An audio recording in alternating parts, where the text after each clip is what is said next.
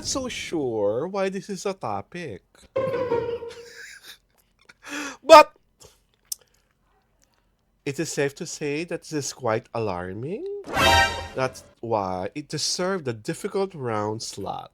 This is Alwin Ignacio, the diva that you love, together with Miss Mecamaring Ultra Baldita. Hi, this is Alex And you are Brosas. watching reality show, Tarian at Talakin Showbiz Edition. At ang aming topic for our difficult round ay tungkol sa mga stalker ng isang artista na pinaghihinalaan na ang mga stalker na ito ay maaari nga bang Kim Pao fans? Mare, what say you about this development? Alam mo kasi, Mm. it is inevitable Mhm. na pag-usapan ito because Mhm. si Paolo Abilino na mismo Mm. ang nag-post Ang nag-share. ng photos Mhm. ng pinalalabas niyang stalkers. Would you say pinalalabas niyang stalker? Siya ba mismo ang nagsabing stalker itong mga to? Or Hindi naman, parang ano ba pero nangyayari? parang- Sino ba itong mga taong to muna? Ano ginagawa sa kanya? ang claim niya kasi parang ilang araw na Mhm. na Itong mga taong to? nakatambay doon sa labas ng bahay niya. Okay. Parang Napansin niya na may napansin niya nakatambay. na laging laging Nagmamanman. nakaantabay parang ganon. Nakantabay, nagmamanman. So, ang caption niya dun sa picture was, since lagi kayong nakatambay, siguro naman it's just fair na i-post ko yung mga pictures nyo. When he posted it, these people stop making tambay? Or andun pa rin sila? Hindi ko naman siya fina-follow, so hindi ko alam. Okay. Oo, di ba?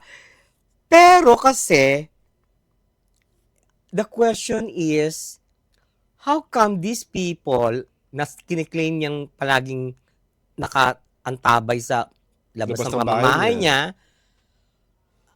is he not living in a gated community? Gated community ba? O condo lang siya? Bahay! Bahay talaga. Bahay talaga! Okay. Bahay talagang yung facade ng bahay na picturean eh. So, if he's Nakatama. living in a gated community, how come, ang question mo, Mm-mm.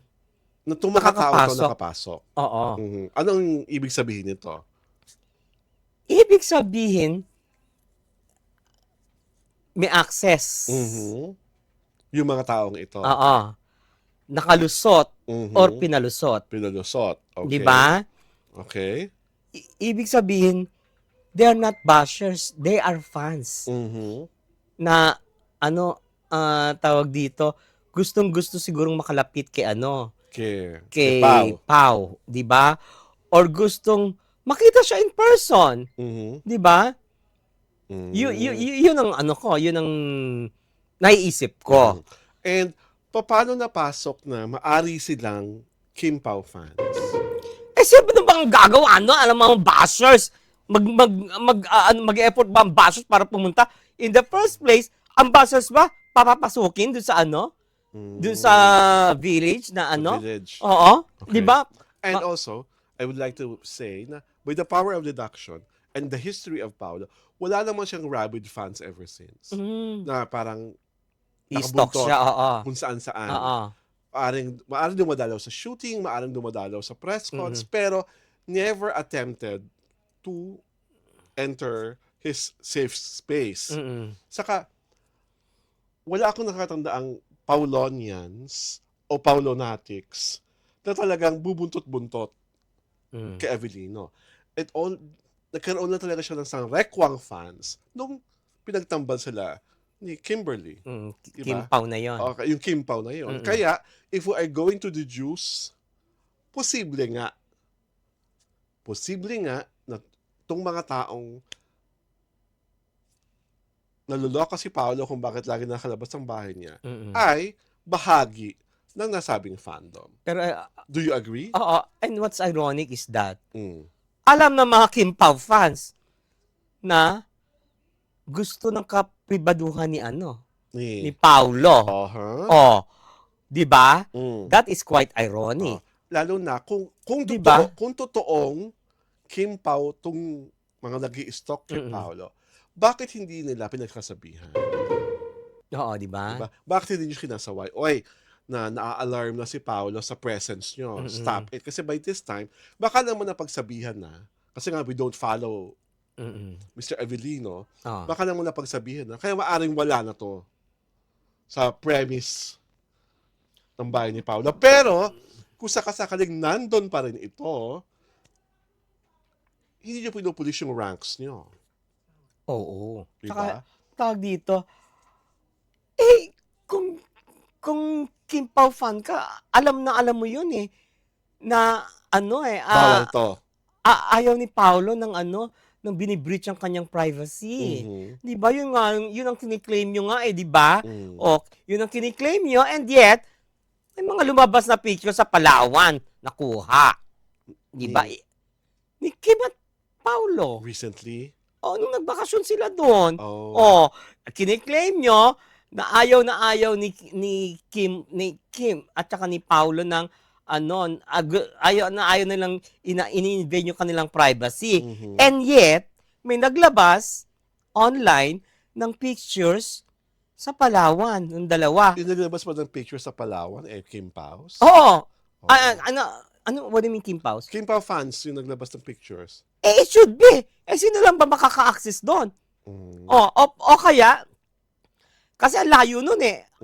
Very private resort yon. Are they in Amampulo? Yeah. Mm. So, di ba yun ang inaano ng mga Kim Pao? Mm. Kaya na-imber ng dalawa pagka na-invade yung kanilang privacy. Bakit hindi nila hanapin kung sino yung nag-leak ng Kim Pao photos na while in Amampulo? Mhm. Di ba? May gagawa ba nun except Kim Pao fans? You think? Ibang fandom? Malay mo Ang mag-aano? Malay mo paparazzi. Ay! Diyos ko, die! Di ba? Tsaka, paano naman lalabas yan kung very private yun? Kasi, mahal sa mahal sa Amampulo. Super expensive. Super expensive yun. Oo. So, ibig sabihin, nandun yung naglabas. Di ba? Well, as far as that these two people are claiming their darnest best for privacy, alam ko namang eklat yun. Ay! Bakit? Diba? In the very first place, kung talagang gusto nyo ng privacy, hindi na lang kayo nag-Amampulo. Pumunta na lang kayo sa ibang lugar na hindi kayo kakilala. Na wala nakakakilala sa inyo at mas grabe ang security. Para hindi kayo nakukunan. Diba? Huwag akong artihan ng privacy because you are public people. Diba? Kung hindi dahil sa publiko na sumusuporta at nagmamahal sa inyo, nasaan kayo? Ay! Walang career? Diba? Let's face it. Kaya kayo sumikat is because tong mga fan ninyo ay nag-e-invest sa inyo. Ang Kim Pao ay isang malaking puwersa sa ekonomiya ng lahat. Ay! Sa ekonomiya ng istasyon nyo, sa ekonomiya ng mga film production outfits, sa ekonomiya ng streaming platforms, sa ekonomiya ng mga binibilhan ng pagkain, ng mga fan nyo, Ay! sa ekonomiya Catering? diba, sa ekonomiya ng lahat, pati sa ekonomiya ng mga reporter, pati sa ekonomiya ng drivers, ng crews, ng everything. Dahil kung wala namang naging partnership si Kim at si Paolo Avellino, baka matagal lang erase yung karera. So, yung ginagawa nyo talagang dalawa na pagpa-fan service, pag-aarte-arte ng clothes, pagbibigay ng score ng mga 100%, ay nakakatulong talaga sa ekonomiya. Diba? Dahil kung hindi kayo nakakatulong sa ekonomiya, edi sana nag-flop yung movie na pinagtambalan nyo. Diba? Ay, meron pang At balita ka pa nga, may follow-up movie kayo. Oo, this year. This year. So, tiyak makakatulong rin yun sa ekonomiya. Diba? Dahil pag malago ang kinikita ng pelikula at pataas ang rating ng television show, nakakatulong yun sa ekonomiya ng lahat ng mga taong involved sa showbiz industry. So, if you are going to ask us again, kung nakakatulong ba to nakakatulong ba ang Kim Pao at ang estado ng kung ano man meron kayo sa ekonomiya, it's a yes. You have to classify. Kim Pao o Kim Pao fans? Kim Pao or Kim Pao fans, it's a yes. Diba? Because it was Kimberly who asked, bakit nakakatulong ba yan sa ekonomiya? Ay. It's a yes. Mm. Ngayon ko lang napagtanto at napaghabi-habi. Mm. Nakakatulong kayo sa ekonomiya because you bring money Mm. to your producers. And may domino effect yun sa lahat ng mga taong involved sa industry. At kayo ng Kim Pao fans, nakakatulong kayo sa ekonomiya. Kasi binibili niyo yung ticket ng pelikula nila, ng mga shows nila abroad. Sinasagot pa nga yung catering, eh. Di ba? Sinagot niyo yung catering. So, nakakatulong. Nakakatulong kayo sa ekonomiya. So, don't make it appear na wala kayong naitutulong sa ekonomiya. Mm. Meron kayo naitutulong. At sa akin lang, doon sa mga taong, kung tapos na ang stalking face nyo, thank you very much. Kung hindi pa rin, ay mahiya naman po kayo kay Paolo Avellino kung talagang siya ay hinahangaan nyo. Diba? Yeah. At yun lamang ang dahilan.